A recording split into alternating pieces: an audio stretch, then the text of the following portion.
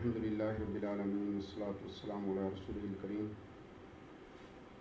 اعوذ باللہ من الشیطان الرجیم بسم اللہ الرحمن الرحیم ولا تہینوا ولا تحزنوا وانتم الاعلون ان کنتم مؤمنین۔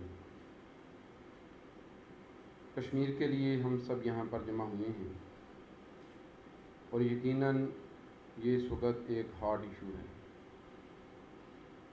ہمارے طلباء، ہمارے اساتذہ، معاشرے کے افراد، سیاستدان، قانون دان آج سب اس پر بات کر رہے ہیں۔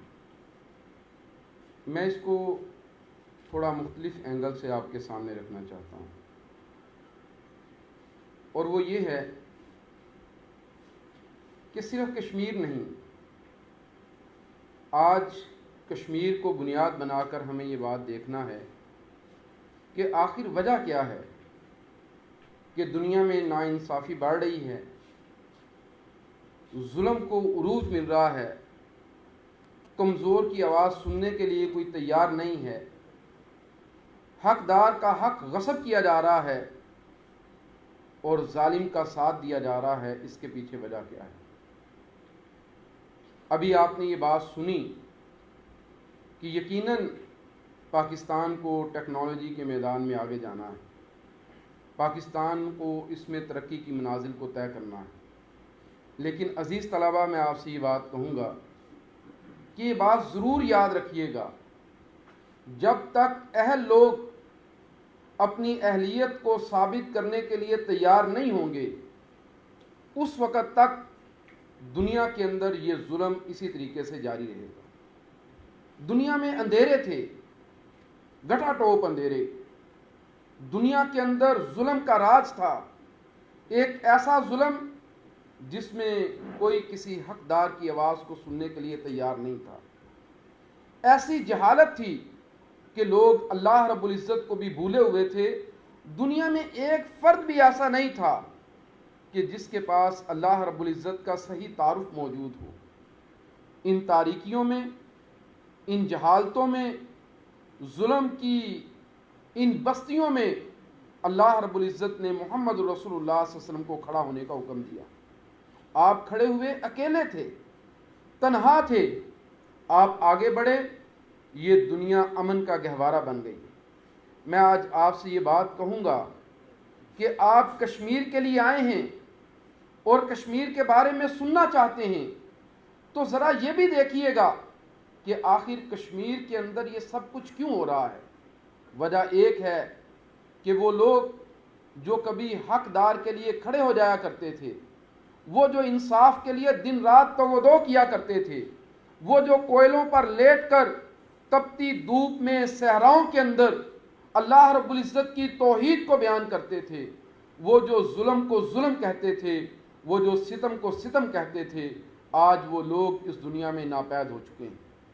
اگر آپ کو آج کشمیر کی آزادی کی جنگ لڑنا ہے تو سب سے پہلے اس جنگ کو اپنے اندر جیتیے، اور اپنے اندر اس جنگ کو جیت کر پھر آپ اپنے قدموں کو آگے بڑھائیے، پھر حق کے لیے کھڑے ہو جائیے، آواز کو اٹھائیے۔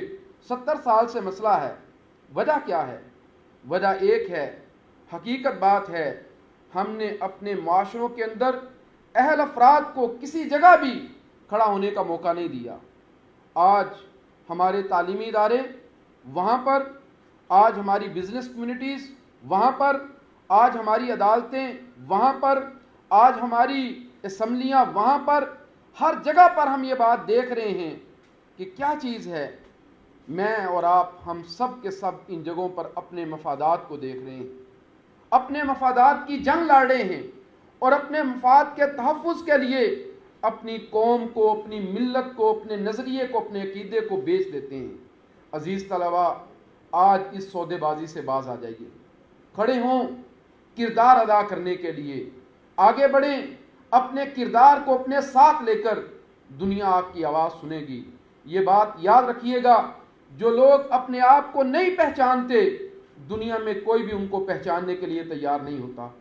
اگر آج ہم پریشان ہیں کہ عرب دنیا ہمارے ساتھ نہیں ہے کشمیر کے مسئلہ پر، ہم یہ بات دیکھ رہے ہیں کہ دنیا میں اتنے بڑے ظلم کو ظلم کہنے کے لیے کوئی بڑی حکومت تیار نہیں ہے، تو اس کے پیچھے بھی تو ایک بڑی خطرناک تاریخ ہے۔ 70 سالوں میں ہم نے سفارتکاری میں کیا کیا ہے؟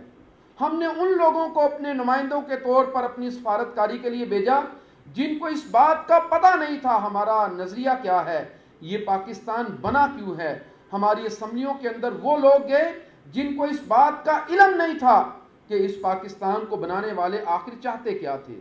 ہمارے تعلیم اداروں سے پڑھنے والے طلباء نے، میں اپنے اسٹیج پر بیٹھے ہوئے قائدین سے، آپ طلباء سے، بالکل اسی طرح ہم پی ایچ ڈی کے 22 اسٹوڈنٹس کلاس روم کے اندر بیٹھے ہوئے تھے۔ ہمارے ایک ٹیچر امریکہ سے پوسٹ ڈاکٹریٹ کر کے آئے۔ میں نے ان سے یہ سوال کیا، میں نے ان سے یہ پوچھا کہ سر آپ امریکہ سے ہیں، چھوڑیے آج لیکچر آپ کیا دیں گے، پہلا دن ہے، تو آپ ذرا مجھے یہ بتائیے کہ آپ ہمارے بارے میں کیا تاثر وہاں سے لے کے آئے ہیں، آپ ہمیں کیا سجیسٹ کرتے ہیں؟ تو انہوں نے مجھ سے یہ کہا، بلکہ سب سے کہا کہ you are wasting your time. تو جب انہوں نے یہ کہا کہ you are wasting your time تو میرے لیے یہ شاکنگ تھا۔ میں نے ان سے کہا کہ آپ نے یہ کیسے کہہ دیا؟ وہ کہنے لگے کہ اٹھیے جا کے امریکہ میں ڈش واش کیجئے، وہ یہاں کی پی ایچ ڈی سے بہتر ہے۔ جب ہم اس سوچ کے ساتھ آگے بڑھیں گے، ہم اپنی نسلوں کو کیا دیں گے؟ ہم ان کو کہاں پر کھڑا کریں گے؟ ایک بڑی جنگ کے لیے طلباء اپنے آپ کو تیار کیجئے، اپنے اندر شعور کو پیدا کیجئے۔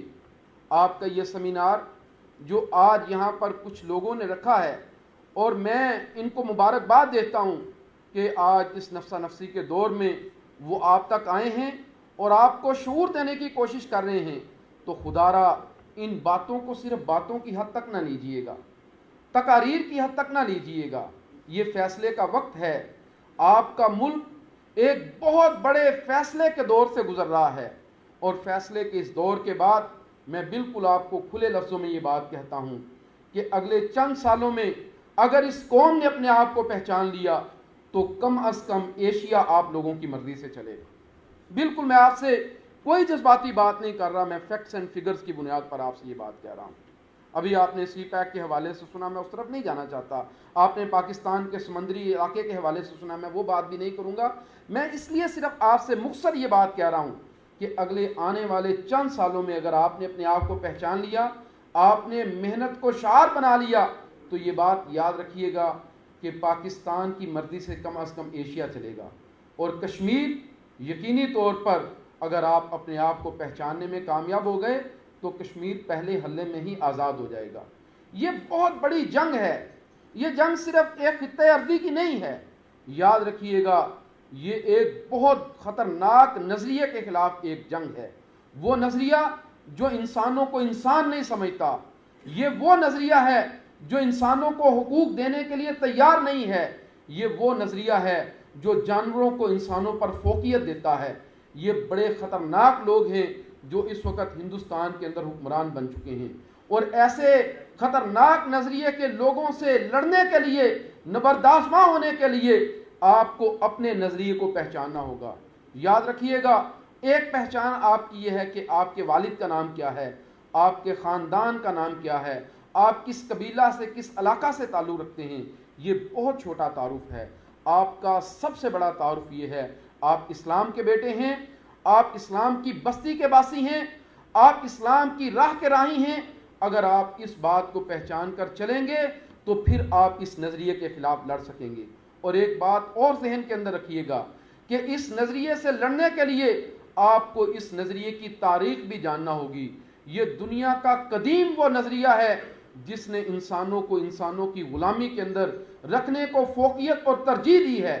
یہ انسانوں کو انسانوں کا غلام بناتے ہیں، یہ انسانوں کو پتھروں اور لکڑیوں کا غلام بناتے ہیں، یہ انسانوں کو جانوروں کا غلام بناتے ہیں، یہ انسانوں کو بلڈنگز اور عمارتوں کا غلام بناتے ہیں۔